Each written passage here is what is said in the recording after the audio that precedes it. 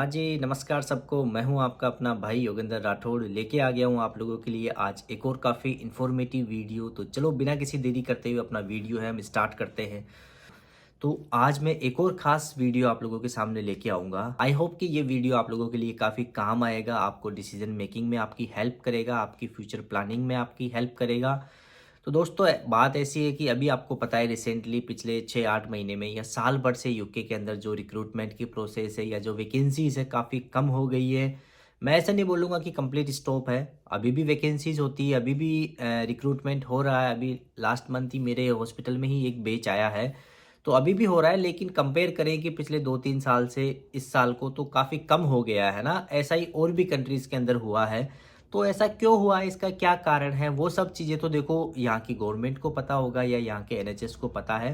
But जहाँ से मेरे रिसोर्सेज है, जहाँ से मुझे पता चला है कि ऐसा होना ज़रूरी है, क्योंकि इन्होंने पिछले 5 सालों में हद से ज़्यादा मोर देन इनफ नर्सेज इन्होंने ले लिए पहले से। तो थोड़ा सा ये पोज करेंगे, थोड़ा सा प्रोसेस को स्लो डाउन करेंगे। आपको सबको पता है एक नर्स को यहाँ लेके आते हैं काफ़ी पैसा लगता है, काफ़ी खर्चा करना पड़ता है, तो इतना हर गवर्नमेंट नहीं कर सकती। इसीलिए इन्होंने थोड़ा सा पॉज़ किया है, प्रोसेस को स्लो डाउन किया है।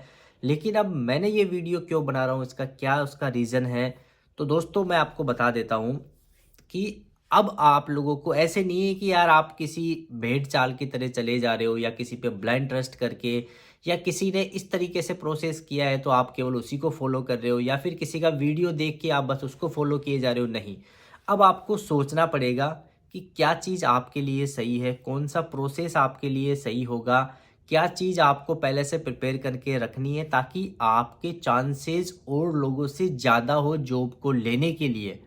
क्योंकि अब क्या है ना दोस्तों, मैं आपको फॉर एग्जांपल बताता हूँ। जब मैं आया था आज के 3 साल पहले, तो मुझे ऐसा लगता था कि यार यूके मेरे लिए एक अच्छा ऑप्शन है। यूके में मैं इजीली जॉब ले सकता हूँ, अच्छा पैसा कमा सकता हूँ, कंपेयर करूँ इंडिया के, है ना। लेकिन आप ये सोच के देखो कि वो 3 साल पहले की बातें थी, क्या वो चीज़ आज भी वैसी है? ऐसा कहीं भी नहीं होता है ना। आप किसी भी प्रोफेशन में या किसी भी फील्ड में जाके देखोगे, जो चीज़ें 3 साल पहले या 5 साल पहले थी वो अब चेंज हो गई है। लेकिन आप लोग क्या कर रहे हो, आप लोग अभी भी उसी ट्रेंड को फॉलो किए जा रहे हो जो आज के 3 साल पहले हुआ करता था। तो मैं आपको ये बोलना चाहता हूँ, अब आपको सोचना पड़ेगा पहले कि क्या चीज़ आप पहले से प्रिपेयर कर सकते हो, क्या चीज़ आपके लिए सही है, कौन सा प्रोसेस आपके लिए इजी होगा, कहाँ आपको इजीली जॉब मिलेगी, क्या आप में क्वालिफिकेशन होनी चाहिए, कितना आपका एक्सपीरियंस होना चाहिए और कितना आपके पास में पैसा होना चाहिए। ये सारी चीज़ें अब आपको सोचनी पड़ेगी। यूके से बेटर ऑप्शन काफ़ी कंट्रीज़ के अंदर है। हो सकता है आज के 3 साल पहले मैं या जो और अदर लोग आए थे, हमें या तो उन चीज़ों का पता नहीं था, या वो चीज़ें हमारे लिए टफ हुआ करती थी, तो हमने उन पे ध्यान नहीं दिया। हमें लगा यूके सबसे इजी है, और वो इजी था 3 साल पहले। अगर आपने ओईटी पास कर लिया, विद इन 2 to 3 मंथ्स आप यूके आ जाते थे। बट क्या ये चीज़ आज पॉसिबल है? आपको भी पता है अभी कितने बच्चे हैं जिनको साल साल 1.5 1.5 साल हो गया उनको ओईटी पास किए, लेकिन वो इंडिया में ही है, या वो जिस भी होम कंट्री से आते हैं वो वही है, यूके नहीं आ सके। इसका मतलब कहीं ना कहीं प्रोसेस में चेंज हुआ है। आपको अदर ऑप्शन भी फाइंड आउट करने पड़ेंगे। हो सकता है अदर ऑप्शन फाइंड आउट करने में आपको टाइम लगे, इतना इजी ना हो, आपको इतना इजीली इंफॉर्मेशन ना मिले। बट इसका मतलब ये तो नहीं है ना कि वो चीज़ होती नहीं है या वो एग्जिस्ट ही नहीं करती है। तो दोस्तों मैं आपको क्या बताना चाहता हूँ कि आप नर्सिंग की जॉब किसी भी कंट्री में कर सकते हो, लेकिन आपको ये पता करना पड़ेगा कि उस कंट्री की जो कॉमन रिक्वायरमेंट है वो क्या है। सबसे पहला, इंग्लिश लैंग्वेज एग्जाम, चाहे फिर वो आइल्स हो या फिर ओईटी हो। दूसरा हो गया आपका एक्सपीरियंस। तीसरा हो गया आपका डिग्री या डिप्लोमा। ये तीन चीज़ें अगर आपके पास में होगी तो आप किसी भी कंट्री के लिए अप्लाई कर सकते हो। केवल यूके के भरोसे आपको नहीं बैठना है। अब मैं बात करूं कि साहब ओईटी या आइल्स की, तो आप जब प्रिपरेशन करते हो अपने माइंड में ये रखो कि मुझे तो चारों मॉड्यूल में बी लेके आने हैं। अगर आपके चारों मॉड्यूल में बी आते हैं तो आपके पास में हर कंट्री का ऑप्शन खुल गया, है ना। एक बार के मान के चलो कि आपके पास में हर कंट्री का ऑप्शन है। अब दूसरा मेरा पॉइंट था कि भैया एक्सपीरियंस, तो आपको पता है, हो सकता है आज के पहले जो नर्सेज आई थी वो फ्रेशर आ गई हो, 3 महीने के एक्सपीरियंस के, 6 महीने के एक्सपीरियंस के साथ आ गई हो। लेकिन अब ऐसा नहीं होगा। यूके के अलावा आप किसी भी कंट्री में चले जाओ, मिनिमम आपको 2 से 3 साल का एक्सपीरियंस है वो रिक्वायर्ड होता है। तो अब आपको क्या करना है, कोशिश करो कि हम उतना एक्सपीरियंस लेके रखें। आपको उस एक्सपीरियंस के अकॉर्डिंग काम करना होगा। तीसरा, आपका डिग्री डिप्लोमा आपके पास में होना चाहिए नर्सिंग का, ना। तो ये 3 चीज़ आप पहले से अपनी प्रिपेयर करके रखो। अब बात यहाँ आती है कि यार लोग एक्सपीरियंस लेना नहीं चाहते, उनको लगता है कि यार इंडिया में एक्सपीरियंस लेंगे हमारा टाइम खराब होगा, हमें पैसे कम मिलेंगे, क्योंकि वो ऐसे ऐसे उन्होंने यूट्यूब पे वीडियोस देखे कि भाई आप इंडिया में क्यों टाइम बर्बाद कर रहे हो, आप यूके आओ डायरेक्ट, आप ओईटी पास करो, आप यूके आ जाओ। क्या वो आए? पिछले 1.5 साल से लोग बैठे, मेरे पास इतने लोगों के मैसेज आए पड़े हैं, पिछले 1.5 साल से, 1 साल से उन्होंने ओईटी पास करके वो इंडिया में बैठे हैं, क्योंकि उन्होंने कुछ लोगों की बातें मान ली कि भैया आप तो बस ओईटी पास करो, आप इंडिया में क्यों टाइम खराब कर रहे हो एक्सपीरियंस लेने का, आप यहाँ पे आओ, एक्सपीरियंस लो, 2 से 3 लाख रुपए कमाओ। लेकिन क्या वो चीज़ें एग्जिस्ट करती है आज के डेट में? नहीं करती है। अब उनको पता है, जिन्होंने ओईटी पास कर लिया है ना, जो स्ट्रगल कर रहे हैं वैकेंसी के लिए, जो फाइंड आउट करने के लिए, वो चीज़ इसको काफ़ी अच्छे से समझेंगे। जो बच्चे अभी कॉलेज में हैं या हॉस्पिटल में हैं, उनको भी नहीं पता, उनको तो अभी भी ऐसा ही लगता है कि यार हम चले जाएंगे। लेकिन जब आप एक्चुअल फेज में आओगे ना, तब आपको पता चलेगा कि यार इतना इजी तो नहीं होता है जॉब लेना। लेकिन उसके बाद में आपके पास में ऑप्शन नहीं बचेगा, क्योंकि आपने जो आपको आपका टाइम यूटिलाइज करना था, वो टाइम आपने यूटिलाइज नहीं किया। इसलिए मैं आपको यही बोलूँगा, जो बच्चे कॉलेज के अंदर हैं अभी, कॉलेज की पढ़ाई पे ध्यान दें भैया। आने वाले टाइम में हो सकता है आपकी नर्सिंग की परसेंटेज भी मैटर करे। हमारे टाइम पे ये चीज़ मैटर नहीं करती थी, लेकिन क्या पता, हो सकता है कल को मैटर करे। तो आप क्यों अभी से ऐसा सोच के बैठे हो कि यार परसेंटेज की कोई इंपॉर्टेंस नहीं है, या डिग्री डिप्लोमा को कोई नहीं पूछता है। हो सकता है ऐसा कोई रूल आ जाए कि भैया 70% चाहिए, हमें 80% चाहिए। किसी की ट्रस्ट की ऐसी रिक्वायरमेंट हो सकती, किसको पता है? किसी को नहीं पता ना। तो मैं आपको क्या बोलना चाहता हूँ, अपने आप को इस कदर प्रिपेयर करके रखो कि आप उस भीड़ का हिस्सा ना बनो। आप उस भीड़ से अलग कैसे दिख सकते हो, ताकि वो ट्रस्ट या वो हॉस्पिटल या वो कंट्री आपको ले सके। तो भैया हजारों की संख्या में बच्चे हैं जिनके पास में एक्सपीरियंस है, जो ओईटी पास करके बैठे हैं, लेकिन आप उनसे अलग कैसे दिखोगे? आपको उनसे अलग दिखना है तो आपको इन चीज़ों पे काम करना होगा। तो जो बच्चे कॉलेज में अच्छी पढ़ाई करें, अच्छे परसेंटेज से अपनी नर्सिंग की डिग्री या डिप्लोमा करें, उसके बाद में अच्छा एक्सपीरियंस ले, वो अच्छा एक्सपीरियंस भी अच्छे हॉस्पिटल से ले।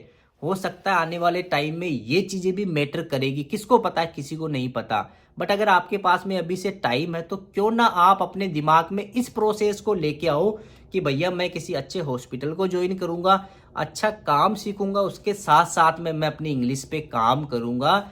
जब मैं 1 साल का मेरे पास में एक्सपीरियंस हो जाएगा, और 1 साल तक मैं सुबह शाम दोपहर जब मैं डेली इंग्लिश बोलूँगा, लिखूँगा, सुनूँगा, पढ़ूँगा, तो 1 साल बाद में भैया आपकी इंग्लिश इतनी अच्छी हो जाएगी कि आपको किसी कोचिंग वाले के पास में जाने की नीड भी नहीं होगी।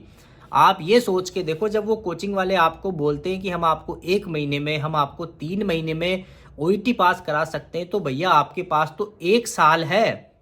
1 साल तक अगर वो प्रोसेस आप डेली करते हो, और कोचिंग में तो करते ही क्या हो भैया, 1 घंटे की क्लास होती है डेली की।